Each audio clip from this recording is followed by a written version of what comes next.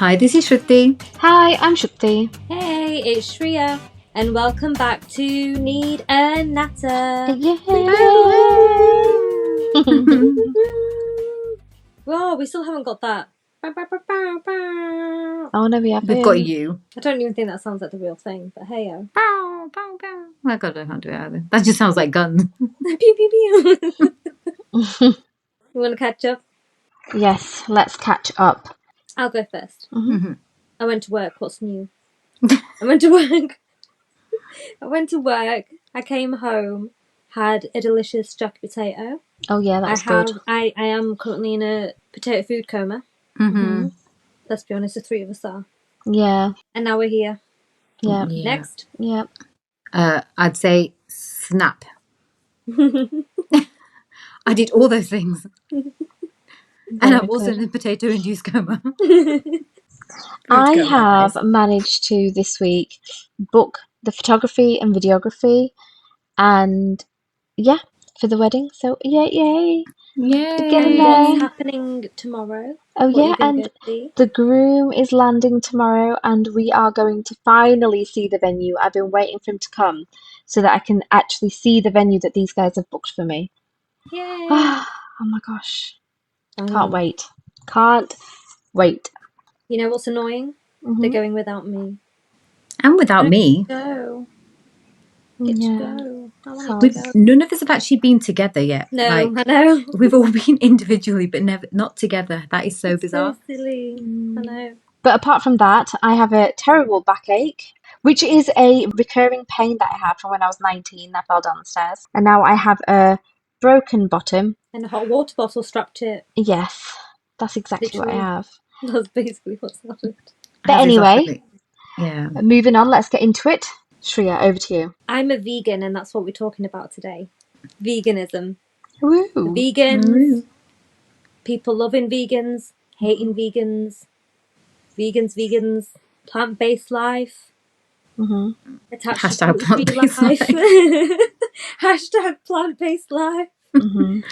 Plant-based. So, if no one knows what veganism is, it is different to being vegetarian, because when you're vegetarian, you will still have dairy, you will still have milk, you'll still consume animal products, but not meat and not fish. Pescatarian is where you're like a vegetarian, but you still eat fish. And then veganism is where you don't have, or try not to have, anything that has animal products in it. So that means anything that has come from an animal. This includes things like honey. People are always really surprised when I say honey, because they're like, honey, really? Why? Because bees make it. Yeah, bees make it. It's an animal product, so we don't have honey, right? So just to start us off... Do you want to just say what honey is? Because I just found this out recently and it repulsed me. Do you want to say what honey is then? No, I would not like to talk about it. Thank you. I think our mother doesn't have it for this exact reason. Yeah. And she ruined it for me. I don't know. I don't want to explain what it is. I don't want the vegan to ruin it for people. Okay, so basically we went over to see our relatives a couple of weekends ago, and that's where our uncle told me that honey is actually saliva of bees, and that's what it is. So it's saliva extracted from the bees, and that's what we put on our toast. Or whatever you do with honey. Face masks. Oh yeah, face masks is it's quite good for, actually. That's what we put on our yogurt, on our Greek yogurt when we go to Greece, or if we're feeling a bit, fancy. And also, like, products, we said that there was a difference between cruelty-free and vegan as well, because I think when they say, like, snail mucus, for example, that can be extracted cruelty-free, but is it vegan because it comes from an animal, technically? I actually don't know how snails are treated in this process, But hypothetically, if it's extracted in a cruelty-free method, is that still vegan or not? No. It's not. Okay. No. Yeah. Because you are using animals for your own... Yeah. You're not just letting them live their life. Okay. Right? So it's far wider than food. Yeah. Yeah, much more. So, right, I'm gonna start off with this, right? It's a very long-winded definition that has been written by the Vegan Society. And uses a lot of big words, but it covers everything that I would like to talk about today. So here I go.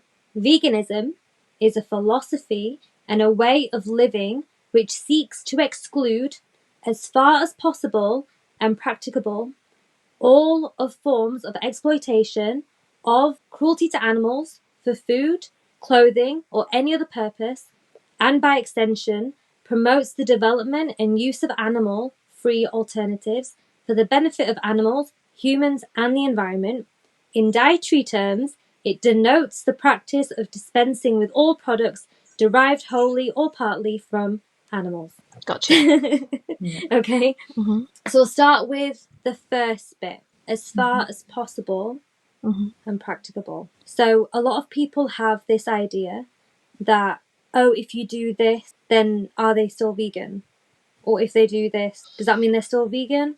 Because I thought vegans don't do this, but they are, so maybe there's something else.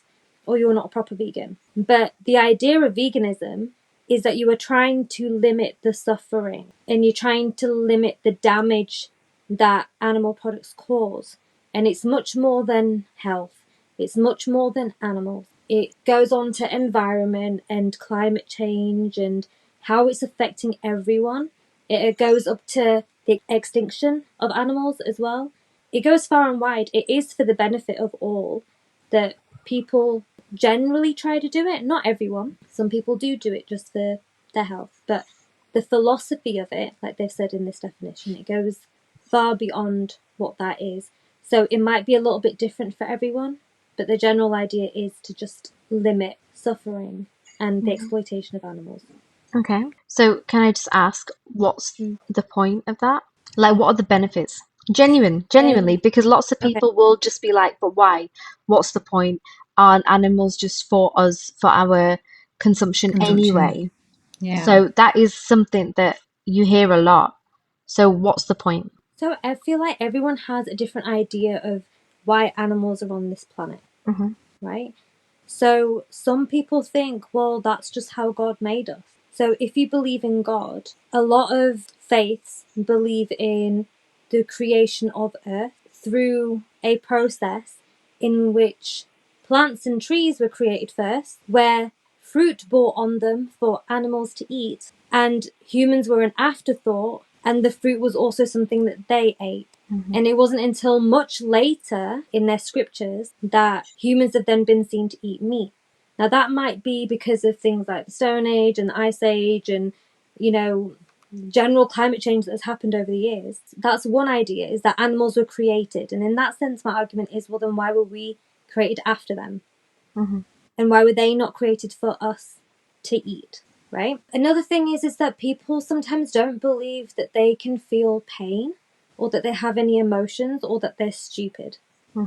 But I mean, I just don't agree with that. They do feel pain. Anyone that thinks that they don't, I mean, needs to check that out, because they do. They have families.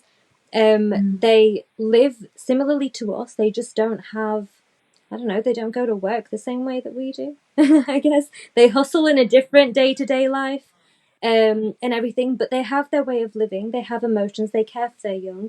Yes, certain animals are carnivores and whatever, but this whole argument that people have that we're the same as like a lion and attack prey with our claws and our teeth. Okay, well, show me how you do that, because I've never actually seen a human do that. I think that's an argument that some people say, is that if humans were meant to eat animals, then would they not rip them apart while they're alive and devour them raw without cooking? If you want to compare yourself to a lion, Yeah. I mean, they also sometimes eat their young. That is against our laws because we believe in ethics. So if you want to live an ethical life, technically, then you don't want to cause suffering. And this is just what this philosophy is. So that's kind of the point. If you're not bothered about it, then okay, you're not bothered about it. But it's not always, like I said, about animals. It goes beyond that. It's about the environment. It's about, if you don't care about your future, then it's the next generation's future. It's your children's future. It's the way we will survive. Humans will only survive if we take care of the planet. Otherwise, nothing is going to. And sorry, what's the benefit of, how does it affect the environment? There is a lot that goes into it. So if we think about animal-based products, Yeah. what it takes to raise animals in the magnitude that they are raised. One, it takes a lot of water, it takes a lot of land, and it takes a lot of crop growth because these animals eat crops. So they also need watering. The animals need watering, and then to produce the food that the animals turn into requires a lot of water. So there's a lot of water wastage is what I'm going to term it as, because these animals essentially wouldn't be there unless we bred them, and they're being bred for meat. And And that's the main point that I wanted you to actually say, was that it's not a natural number that has come up yeah, of this is how many chickens have naturally turned up on Earth, or this is how many cows or goats or lamb or sheep or whatever, this is how many they are naturally. They are bred, yeah, and that causes a lot of pollution as well. The amount of methane that Methane is gases, yeah. generated out of their poop is quite a Yeah. lot. So essentially, what being vegan would do is it'll be like like population control for the yeah, animals, right? yeah, So the same yeah. thing that conspiracy theories about COVID, about how it was all about population control, about for humans. This is exactly what veganism kind of is for animals, but in like a less manipulative, political way, Yeah, right? Yeah, yeah. exactly. What's your position on the argument that people think you can't get enough nutrients from a vegan diet? Oh, we definitely can. People's main concern is protein, Yeah. Yes. right? Everyone's like, where are you getting protein from? And I think something that people forget, and I'm gonna use the example of other animals that are herbivores. Okay, let's go back to dinosaurs, right? Some of the biggest dinosaurs were herbivores, right? Like Brontosaurus. Triceratops was pretty chunky, right? Diplodocus? Diplodocus. And if we look at animals that we see now, a gorilla, Okay, yeah. rhinoceros, Elephant. elephant, a Yeah. giraffe. Like, where are these guys getting their protein from? Right? Like, that's what they're having. I can actually give examples here. Okay, so if we think about like per 100 grams and we try and compare animal protein to plant protein, right? So people generally have like steak, they're like, they have protein from steak and everything. So per 100 grams, that's about 21 grams of protein in that. Now, I'm not saying that this is what you should replace steak in your food with, but if you want protein in your diet, you can also get that much from almonds in 22 grams. If you have 100 grams of almonds, that's got 22 grams of protein in. Any nut butter has 25 grams of protein in. Seeds have 33 grams of protein in. Tempeh's got 18.2. Tofu's got 18 grams. Beyond Meat has 18 grams. Chickpeas has 9 grams. Edamame has 10. Cashews have 15. And this is per 100 grams, you're saying? This is per 100 grams. Right. So everyone's got this argument that, how are you going to live? And I'm like, well, I've been vegan for 10 years. And believe it or not, I'm still alive. I'm still here. I've made it to 30, and I'm doing great. I'm really healthy. I'm really active. I don't actually have any health issues. And I'm doing good. And I don't actually remember the last time I went to go see the doctor. I think So, recently there's a lot of famous people who were vegan and then went back to either being vegetarian or right back up to eating meat again. I think Miley Cyrus was saying something recently about, she decided to not be vegan anymore. And Cillian Murphy, I think he was vegan for a bit as well. And then he said that he ate, I think it was venison. yeah, he had Oh. been. Yeah, Yeah. yeah. Of all Yeah. things, it's Of quite all things, he went quite bougie. yeah, he did. So, I mean, like, when there's like narratives like that, it seems as though it's not a sustainable diet. So, how would you say is the best way to sustain it and to keep it interesting and varied? I think you need to do your research because obviously, if you're not starting off close to veganism, I mean, like, I was always veggie before that anyway, right? I've never had meat. So it was an easy transition for me than someone going from a meat-based diet and trying to go straight into being vegan. Like, that's going to be really tough because a lot of your meals that you've been making we'll have meat in, we'll have cheese in, we'll have milk, we'll have meat, we'll have all sorts, right? Like you'll have egg. Like egg is a hard one. I know we've talked about this before, Sugar Lady, me and you, about it's a tough one to get rid of because it's very, you can do a lot with it. You can make a lot of different meals with it, right? It's a very versatile thing. But if you just try and cut it out without knowing what else you can do, then how are you going to do that? I mean, I'm assuming these celebrities have people to make food for them anyway and prep their food. Yeah. But you have to also think about what your body's going through. I didn't actually do a lot of research when I went into it, but I think maybe it didn't hit me as hard because I was already veggie, maybe. Yeah. But I still gave myself a month to kind of go into it. And this was only because I was like 100%. I went cold turkey, as they put it. And I was like, no, I want to go vegan. Like that's that. I've made my decision. I'm going to give it a month and just slowly get into it. Honestly, it was more because I thought you guys were going to go crazy at me. Like, oh my God, what are you going to eat? And you did a little bit. Yeah. But you also got over it really we quick. did. Yeah. So that was fine. But it was more because I was worried about telling Mum, because she was going to be like, oh my God, she's not going to drink milk and all the rest of it. That month helped because I was able to understand what I could have. But what ended up happening after that month is that I was still vegan when I was not at home, but I wasn't having Mum change her cooking. So whatever she was making for dinner, I was still having it. And one time she made curry. Now, if you don't know what curry is, it is Gram flour, yogurt, and sometimes like pakoras. in there as Like well. potato and onion pakoras thrown in there as well. If you make it Punjabi style. Yeah, so it's like made like a curry, but it's called curry. It's really yummy. It's really, really yummy. So she made that one day, and while I was eating, I came out in a rash. And this was maybe 2-3 months after I'd started like becoming vegan.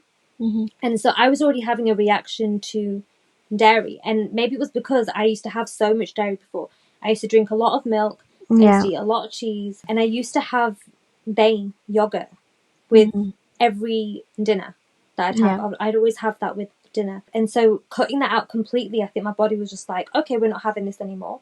And my body accepted it. But then the second I was having it again, it was like, no. And my body just started rejecting it. Anytime after that, whether it's been when I've been feeding the kids and a bit of milk has dropped in my hand, got a rash. Anytime a little bit has been put in my food, or like I think Mum accidentally gave me cheese one time in something, got a rash.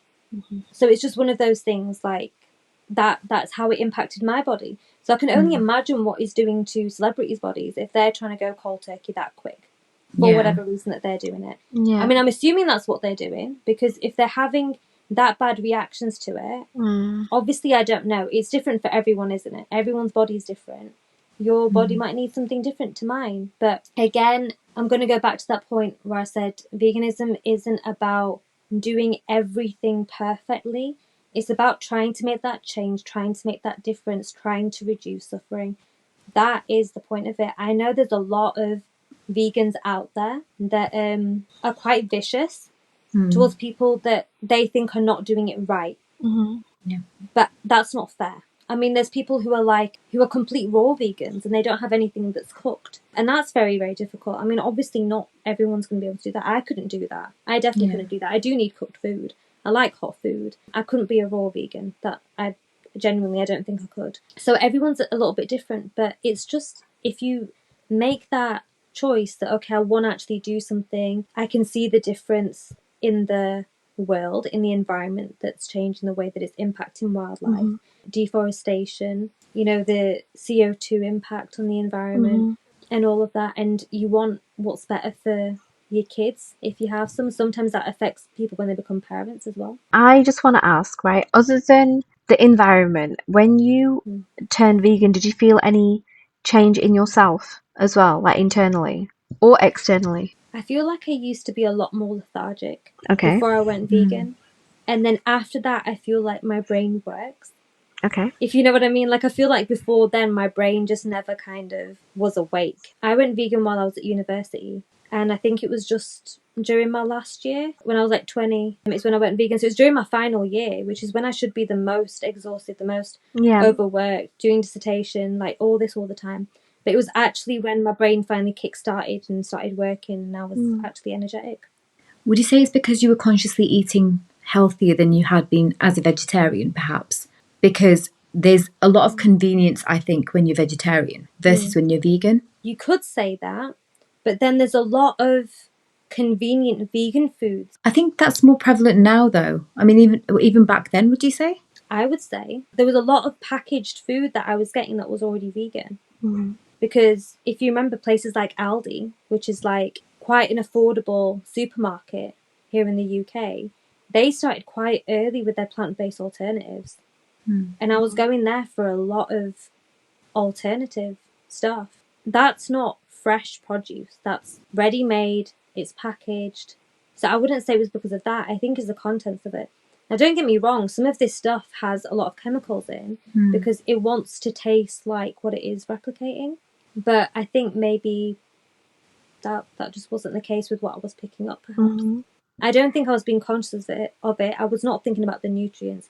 I was just trying to eat vegan. Can I just make a quick point? You mentioned earlier on that about we touched upon vegetarianism as well, and the fact that you transitioned from being vegetarian to vegan. I know that there's a lot of vegans out there who see vegetarians as not very ethical. And they seem to sometimes have more of an issue with vegetarians than they have with people who eat meat because they think we're not doing enough and that it's not as ethical. Now, the way that we were raised, I think we were always raised to believe that being vegetarian, we were being ethical. Yeah. And we were making certain choices that I think were, quite ethical in their way. And obviously, Shooks and I, we're not vegan. So I don't think we feel as though we're being cruel to animals per se, whereas I know that vegans have a different opinion on that. But do you have any comment on the fact that vegetarians are often attacked by really hardcore vegans for not doing enough and for almost diluting the impact that vegans are trying to make? I wouldn't say it's diluting the impact, but I know what you're trying to say. I've got defenses for both sides, to be honest. I can understand why these specific types of vegans are frustrated about other people not doing enough because they feel so passionately about making that change that they want to encourage other people to. It's just sometimes they really go the wrong way about doing it. When you see them like protesting in supermarkets, spilling milk everywhere, and it's just like, that's not okay because no one is seeing that in a positive way. No one's saying that, oh yeah, what I'm doing is wrong, because what they're seeing is vegans being an inconvenience and a nuisance in public. Yeah, a They're not disruption taking pretty away the much. positive. Yeah. Yeah, because a So lot of people that you do come across, they say things like, "Oh, how do you know someone's vegan?" They'll tell you, or it's the entire idea of vegans is like, "Oh my god, they're so annoying. Oh, we'll have to change our food according to them." I think there was a celebrity chef a little while ago. Either he was a celebrity chef or someone who's very acclaimed, who got very frustrated with a diner who came to his restaurant and asked for vegan food. And he said, I'm just going to stop doing any vegan alternatives because it's really, really annoying and they're not going to give me meat if I go to their house, for example. So there's the entire discourse around how vegans are perceived. And I think if you did a poll, it would be quite negative. And do you think that certain people let the side down a bit by being so negative? And how do you think they can improve their image potentially? see, I think they do, these specific vegans, they do come on far too forcefully. They start preaching people that didn't ask a question. They didn't ask anything, And I thought I was doing enough being vegetarian until I realized that I didn't think that I was. And I thought, okay, I want to change that because I thought that I was. And now I don't believe that I am. And I want to do better. And that's why I changed. And I think those vegans need to realize how they came about becoming vegan. And it wasn't because someone preached to them, it was because they found that path on their own. And I think that genuinely is how it's happened for most. Now the thing is, I think awareness is important. There are a few shows on Netflix, for example, that I think did a lot to get people on the side of veganism. So there was Cowspiracy, and I think there was a few others. There were a few others that were very similar. And when people saw that, they started feeling a bit more compassionate towards animals. And apparently that did quite a lot towards getting people interested in veganism anyway, initially. So I think that's perhaps a better way to do it. But I have something to add to this, though, is that what happens with any kind of group that is formed, they get a lot of negative flack anyway, regardless. So, I mean, the extremists in any group, which there are in every single group that you have, whether it's religious, political, dietary, whatever, there's always extremists who let the side down, and that isn't specific to vegans because, again, it's the second episode in a row where I'm talking about Piers Morgan. I think I have a problem. But anyway, so do you remember when Piers Morgan in front of a vegan is sat there and eating a burger or something like that? Why would you do that? Do you know what I mean? Why would you do that? Like, why would you have like a beef burger or something like that? So that's extreme and that's obnoxious as much as a vegan talking about, oh, let's go green or whatever. It's the same thing, but people don't like it because it's something that they're still not familiar with. That's what I think anyway. Yeah. And there was the entire vegan sausage roll, the Greg's vegan sausage roll incident when he's like eating it and he's going, oh, this is disgusting. And everybody else on the panel who ate it said, oh, it's actually quite tasty. Yeah. But like, just don't buy it, innit? You don't like it. No, like, I don't believe that Greg's is shoving it down your gob. Like, just don't buy it. Get your whatever it is that you like from Greg's. Get your, I don't know what you can get, but whatever you like from Greg's, get that in it. Don't get the sausage roll. But it's insane that this is like the chef that you mentioned. Oh, it's just if I went to their house, they wouldn't give me meat. Well, no, they wouldn't because they ethically, for an ethical reason, don't eat meat. It's not like you, for an ethical reason, don't eat vegetables or eat meat. It doesn't make sense. It's not like you're on a carnivorous diet. That's not the case. The thing is, you can eat vegetables if you are, if any kind of omnivore can eat a vegan diet, it's not gonna break you to have that one day. But then you see the entire thing on Come Dine With Me as well, when you have vegan or vegetarian participants, and then you have like the carnivores who go, oh my gosh, this food's horrendous. Or there's that entire episode where the person actually fed one of the participants who was, I think, either vegetarian or vegan, I can't remember, but actually fed them potatoes that were cooked in duck fat, which I think is really cruel because, they're not enforcing what they want on you, apart from offering you a dish that you can or cannot eat. It's up to you. But you've literally trying to enforce that on them. Yeah, but something that was actually really nice to see was that, I don't know if you guys have seen it, but when Gordon Ramsay, he went to India and he went to the Isha Foundation, which is like this, I want to say, it's like a religious outlet kind of thing, and the only food that they eat over there is vegetarian. I'm not sure if it's vegan. I'd probably say a lot of it is vegan, but they probably serve yogurt and things with ghee in it, which is clarified butter. Yeah. So it's sattvic, so it's without garlic or onion as well. Yeah. So without garlic and onion, but I mean, essentially what I'm trying to say is that Gordon Ramsay went there, and everyone knows that he is like a hardcore carnivore, right? And he was like, oh, what he realized was that his body was not fit enough to live the lifestyle that the people there who were on this vegetarian straight vegan diet, like he couldn't sit on the floor and cross his legs. And that is to do with his diet as well, because after a couple of days of staying there, he felt better in himself. And he actually said it. He actually said that, I think I'm going to go home and try doing a couple of days vegetarian, or at least get his kids trying a couple days a week being vegetarian. So, I mean, it's nice to see some people being a bit more open-minded about different things.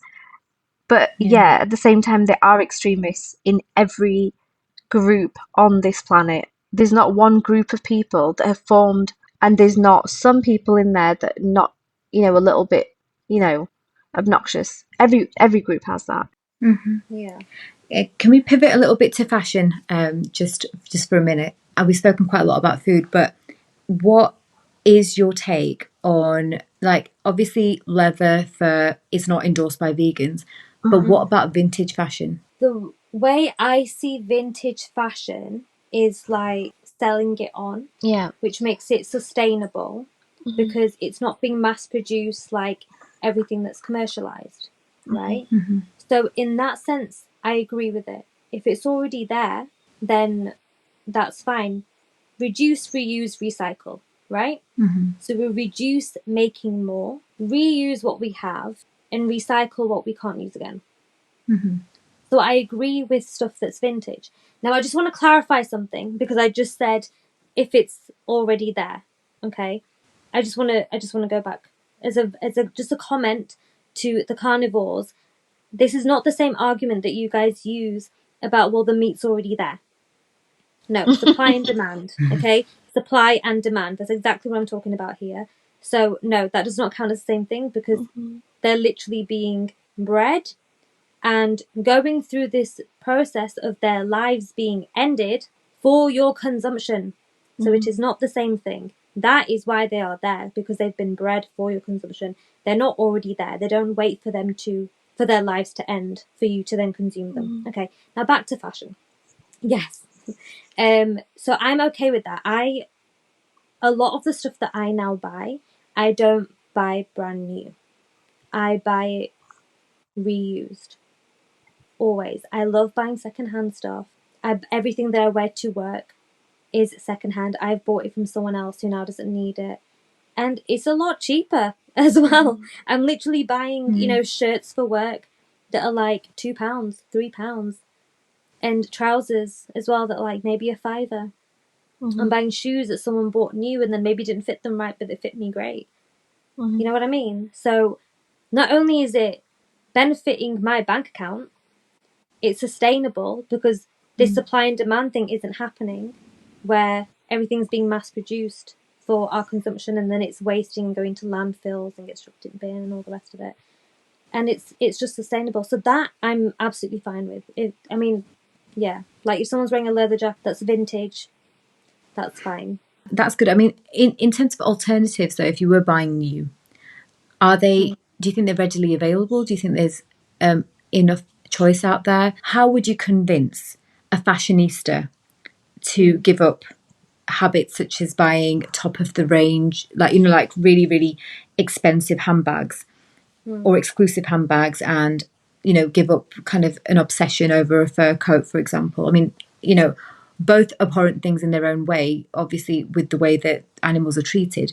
But do you think that there's enough in high fashion, especially? Do you think there are enough alternatives, and do you think there's enough stances being taken by designers, like designers with real influence?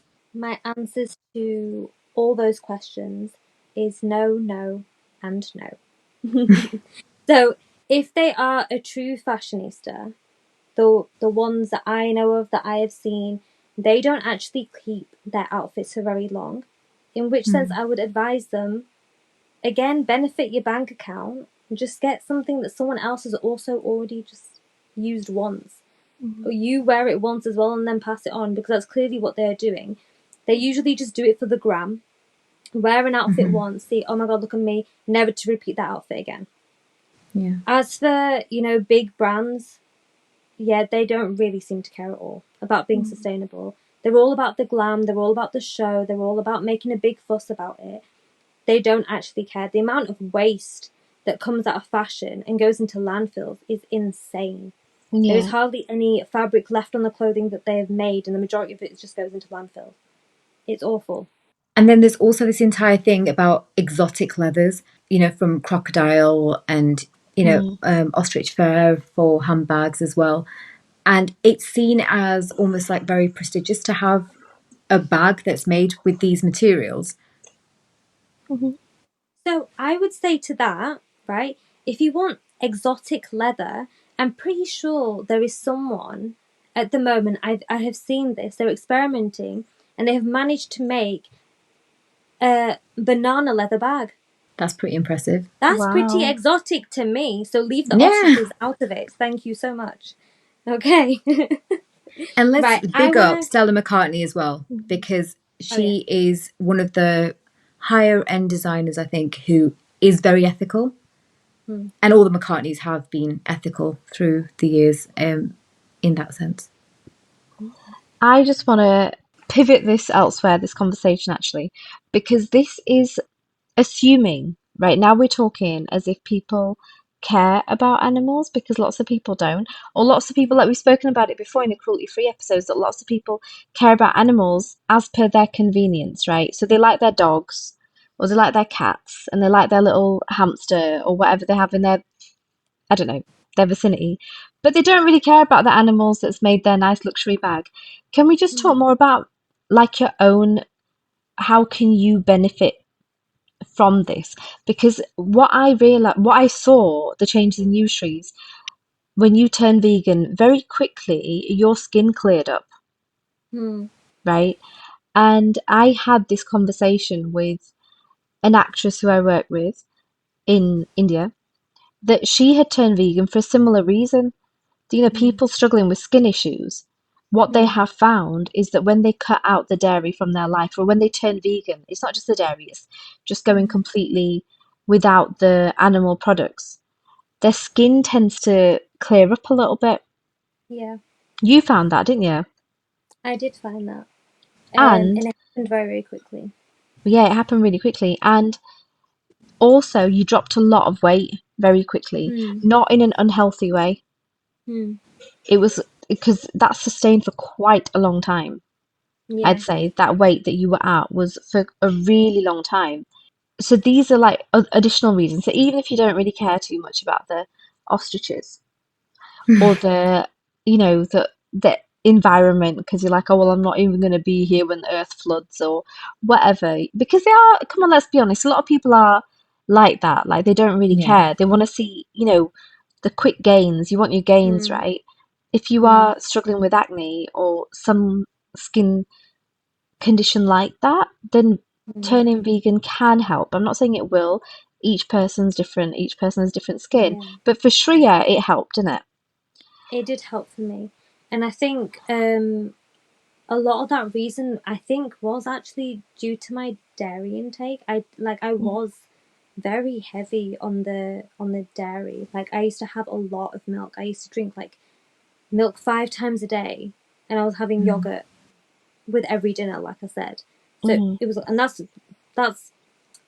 I used to love cheese as much as these two guys. I used to talk about cheese a lot before as well. Okay, but so it was heavy on the dairy, but you know, and I always used to get told by doctors that I used to go see about my skin that it's just hormones, and well, you know what? That's in milk as well, because who Yeah. has that milk been produced for? Yeah. Baby cows. Exactly. So it's not made for humans. Such a large proportion of the world's population is actually lactose intolerant as well. Yeah. Now, I recently saw a map of India that was divided, like north and south. There was a north and south division. And someone said that the reason why Punjabis and Haryanvis specifically, who live in the northern parts of India, the reason that they are slightly taller and like healthier, inverted commas, than the rest of the Indian population is because their bodies are better equipped to deal with lactose compared to the rest of the population. And they've also said that in their regular diet, they tend to have the paneers and they tend to have the yogurt dips and all that kind of stuff, which doesn't exist in food outside of that, you know, that particular region, which I found really interesting because I was like, I've always wondered why there's such a diversity in the way that people appear on the subcontinent. It's partly to do with that. So, and then like obviously Far Eastern cultures, they don't have dairy at all in any of their cuisine. Actually, Yeah.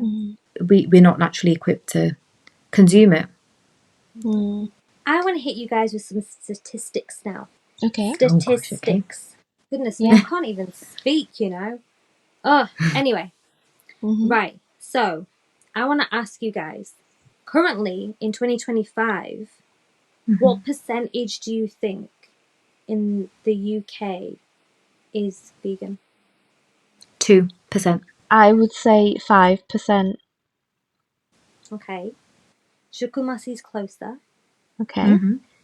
currently is approximately 6.4%. Mm-hmm. So that's Oh, around that's quite impressive. 3.4. Yeah, it's around 3.4 million adults, and this also includes those that are transitioning from other diets, Right, okay. Okay. which is nice. Now, between 2014 and 2019 in the UK, the vegan population quadrupled in those Yeah, 5 I remember years, reading that. which is amazing. It coincided with a lot of the documentaries as well, so it seemed like there was It like did, that they contributed massively in a very positive way. Mm-hmm. in a very positive way, yeah. So that was good. Also, approximately 4.3% of Brits plan to switch to a vegan diet in 2025. Yay! Oh, Yeah. So I Welcome to think the veganuary team. helps a lot with that because I know Yeah. somebody who I used to work with, and she tried veganuary a couple of times, and then she just carried on, Yeah. and she's now fully vegan. I did it once. I didn't stick to it, but Yeah. I had my own reasons for not sticking to it. So it's funny you mentioned veganuary because this is why I think this next statistic happened. In 2019, UK consumers ate 17% less meat than in 2008. Oh right. wow! So I think again, it like veganuary did its thing, and I think it also, coincides with the fact that it's in January and people are trying to get back in shape, new year, new Yeah. me kind of business. So in their mind, everyone knows that it is healthy, it is good for you, but like you said, as per people's convenience, they like to bash it and then try and take it on board. I think So for Yeah. every narrative, there's a counter narrative anyway. But then yeah, I think that a lot of people involved in the agriculture industry, especially if they are breeding animals, they were very insecure, obviously, about losing out on having, a large market share or whatever you want to call it, or basically having quite a lot of influence in, or having a livelihood, if you like.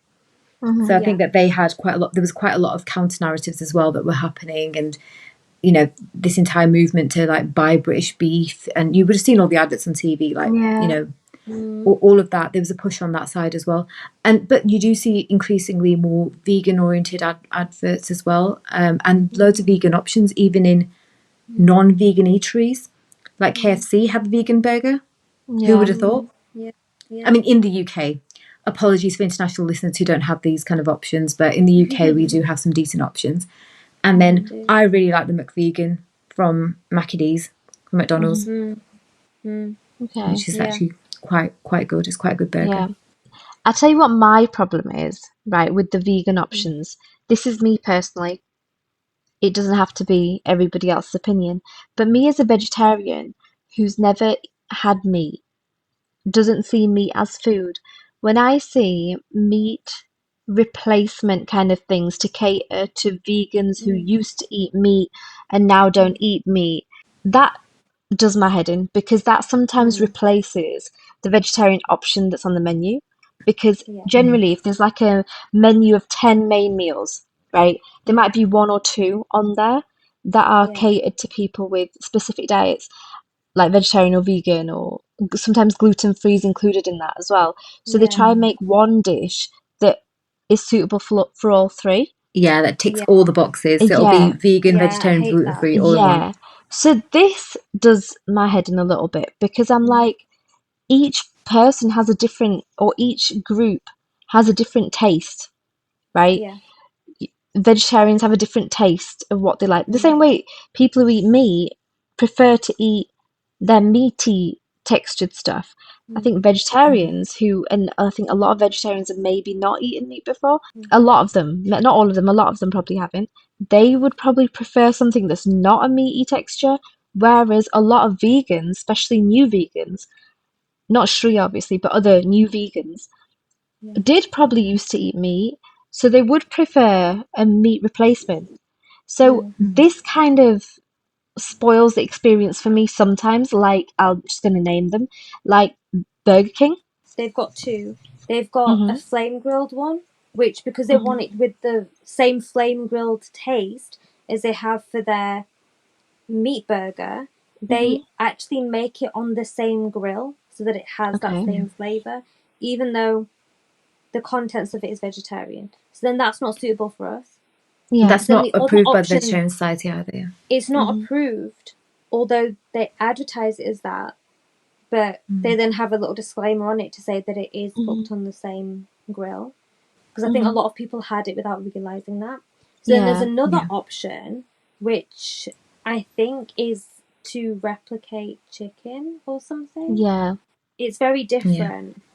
Mm. But actually, Didi, you know, I have a grievance about all of this as well, being a vegan, because, like I said, I've always been veggie, and I also don't want things that are replicating meat.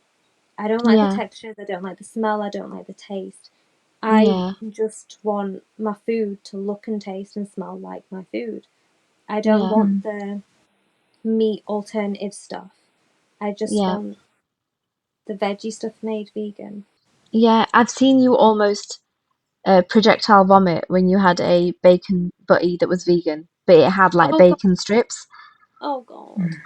It was the only thing that was available for me to eat, right? This was at a time that me, Shuko Didi, Mum and Pa went to go have breakfast and we were all starving. Mhm. Now this place, I'm not going to name it, but like it's a big company that does a lot of beverages. It has a lot of beverages. It's got cakes. It's got sandwiches, toasted, and all the rest of it. But the only thing that is available for me to eat is like a bacon butty, and it's like vegan bacon. But sometimes it's not enough just to have an alternative. It needs to be, I think there needs to be more variety with the alternatives that are offered, because Yeah. Yeah, it's like literally, like you mentioned, Shucks, it's like literally Mm. one size fits all. Like, let's just Yeah. make it appealing to this one demographic, Yeah. or and try and incorporate as many tick boxes as we can. Let's make it gluten free. Let's make it vegan. Let's make Mm. it textured like meat, and hopefully it'll sell more, rather than actually having or thinking about it. And I think it's kind of down to a little bit of laziness on their part, Of because course it is. they're not Yeah. being innovative with it. They're trying to Yeah. replicate something that's exactly. already there. Can we make it taste right? Yeah. Yeah. But having said that, I do think a lot of people make a really good effort. Like just, was it yesterday or something? Shreya and I were talking about vegan cakes, and which one is it? Shreya is the brand. You should give them a shout out. They make really good vegan cakes. Ogs. Oggs, yeah, Og's I Oggs, cakes are love brilliant. amazing, amazing cupcakes. Mm. They've They're got really really good cupcakes. And then we always have midnight snacks with in fact, no, not just midnight snacks. Yesterday we had hot dogs, didn't we? Linda yeah, McCartney's hot dogs. Yeah. yeah. They're really good as well. Although I do think Yeah. they're trying to replicate the meaty texture, but it's still not that bad. It's still all right. It doesn't accompany. It doesn't have the smell to accompany it. I think that's the Yeah, thing for me, yeah, because as soon as I smell it, I get a bit put off as a yeah. vegetarian. But And they then have, yeah. also in the last episode, we were talking about how Shreya made that epic sandwich with the dinosaurs. They were Mm-hmm. corn dinosaurs, so again, they were Yeah, vegan. So yeah. some have really, really, really good alternatives. Then there was the cookies that got Shrees that got that bar yammed of yours. What were they? What was that brand? Those are actually Sainsbury's own from the free from section. Like they're gluten free as well, and milk free, and egg free, Right. and they're really yummy. And he ate half the box. Yeah. He didn't know He any ate a lot different. of He just them. yammed all the cookies. They were chocolate chip cookies. I Yeah. really love that we have that section of a supermarket in the UK, that you can just go there and you know that it's free from a lot of things. So like, a lot of people have allergies, a lot of people have intolerances, and then obviously you've got vegan people as well, and you just can go down that aisle and find something for yourself. It's not mixed in with everything else, so it avoids the confusion. Although Yeah. I must say, I think there was a massive hoopla about M&S putting all their stuff together, and their Oh, take was the reason they've mixed everything together is so that people see the vegan stuff as real alternatives. But then a lot of vegans said that they preferred it to be separate, because that way they know they have to go to just their one section to pick out food, as opposed to reading all the ingredients and, microscopically analysing everything. Then they are also there's some things that are accidentally vegan, aren't they? Shrees, like bourbons. Oreos. Yeah. Oreos, bourbons. What did you say, Shrees? peanut butter, Peanut jammy butter? dodgers. Jammy Dodger, Jammy Dodgers, yeah. peanut butter. Like, yeah, Donuts. accident. A lot of supermarket Oh donuts A are lot of just yeah. donuts vegan. are. Oh yeah. Custard Usually, donuts particularly, aren't they? yeah, usually custard and jam donuts. For some reason, the plain sugared ones, they don't want to give it to us. They just decide to put milk in those ones. I don't know what that's about. Like, Is just that for the what? shine, maybe? That might be for the... No, it's For the not the shiny glaze. ones. It's the ones with the powdered sugar on. The powdered sugar ones. Yeah, that's kind of weird. But it's got milk Because in, so it's surely, not about the whole cane yeah. sugar thing. It's Mhm. literally it's got milk. Right. So we were talking about the limitations of options that we have as vegetarians and vegans, right? Hmm. So do you guys feel like when you go to the supermarket and you're trying to buy like a ready-made meal or something from the Tesco meal deal, do you feel like you have enough options there from like sandwiches and pickings? No. I'd say as a vegetarian, it's not too bad. But one thing I do find is that the vegetarian options are often gone by the time I get there. I would like to disagree with that because I think apart from cheese and tomato, where I don't really like the cheese and tomato together, okay, then you'd either have a cheese and pickle or you'll have a ploughman's. You'd never see both on a shelf, whichever one that particular company wants to sell. They go really quickly. Egg, not all vegetarians eat egg. So if we just take egg and cress out of this equation entirely, that's more or less it, unless they're doing something funky with like an onion bhaji sandwich or something like that. But that's pretty much it. Generally, only 1 in 5 ready meals are now plant-based or vegetarian. Plant-based or vegetarian. That means Oh, sometimes as wow. vegans aren't even getting an option. We're not Mhm, even getting an option, you know? mhm. So that's there. Now, also health benefits we were talking about earlier, right? So vegetarians have 14% lower cancer risk than meat eaters. Yeah. There's a lot of knowledge now about the effects that red meat can have in Mhm, upping cancer risk as well. So since veganism and the philosophy, like we said earlier, about trying to make a difference, people might be wondering, well, I don't want to go fully vegan, but I do kind of want to be more ethical about it, and whatever. So here's another statistic. According to the National Food Strategy report in 2021, they said that we should be eating 30% less meat by 2030. And if you want to understand what that looks like, for a daily meat eater, a 30% reduction, is which they are saying we need, is only 2 meat-free days a week. mhm, So you've got 7 days a week, only 2 of them. That means 5 days you can still have meat. Now, mhm, if you want to space that out, you know, you're not going to have meat for every meal in a day, probably. So you can space it out. Maybe one day your breakfast can be vegetarian or vegan, and then you can carry on eating what you usually would. Or maybe one day you want to have your dinner vegan, vegetarian. So you can space it out. But that's what a 30% reduction looks like. It's just 2 meat-free days. That's only 6 meals a week, right? mhm, A reduction. That's all the difference that they are aiming to make for this. Also, for the environment, plant-based proteins produced 70 times less greenhouse gas emissions than an equivalent amount of beef and use 150 times less land. Now, like I said mhm, earlier, to make beef, you have to have a load of crops, you have to have bred a load of cows and mhm, water them and water the crops and go through the whole production of making meat. And there's all these greenhouse gas emissions, and there's a lot of land use for that. Which, if the animals weren't there, and they wouldn't be there if they hadn't been bred for it, that could be used for crops. And then think about how much food there would be, because there is a shortage, mhm. especially because of climate change. Crops have been affected. Sorry, can I just ask what's the consensus on lab grown meat? My consensus is that I actually don't know a lot about it. I don't know what kind of Okay. effect that's having on the environment. I don't know how they're using it. I don't know how they're producing it. I don't Mm. know the impacts of that specifically. I Yeah. know it's still being tested, and I don't know how. They've put videos out on social media about it, but there's not a lot of information there as to how it is that they are doing Yeah. it and Yeah, I what think the it's impact. too new. There's something we can explore at a later date, innit? We can talk about it at a Yeah. later date when it's not so new. So, Shreeya, what Hmm. what compelled you to become vegan? Can you just share that with us?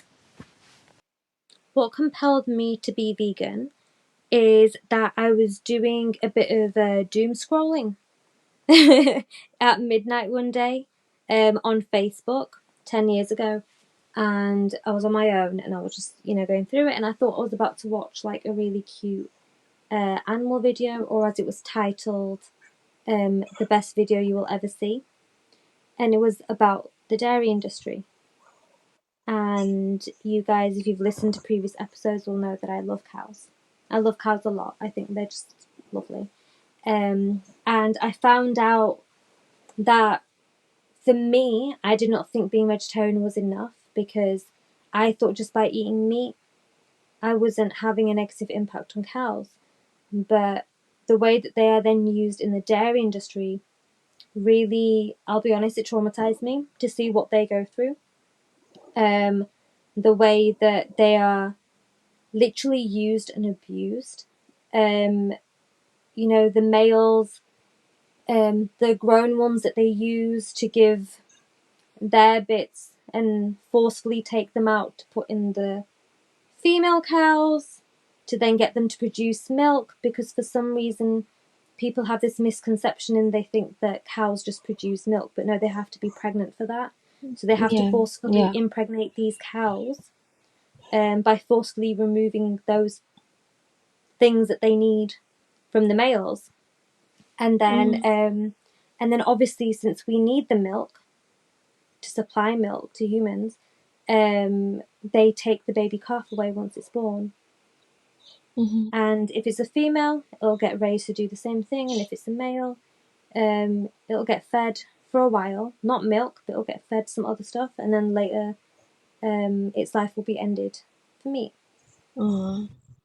Yeah. So just seeing the whole process, completely unfiltered and true as it is, it really troubled me, and it had a huge impact. And once I saw that, I knew that was it. I was not going to do that again. Yeah. Okay. So on that note, shall we wrap it up for today? This is a topic we can probably revisit in the future as the world of veganism keeps evolving, because it does, doesn't it? Thank you very much, Shrees, for sharing your thoughts on the matter Thank you so much for listening today. to my rant, The more to my informed vegan of rant. us, of all of us. Yeah. All right then, guys. Until next time. Until next time, Adios. bye. Over and out.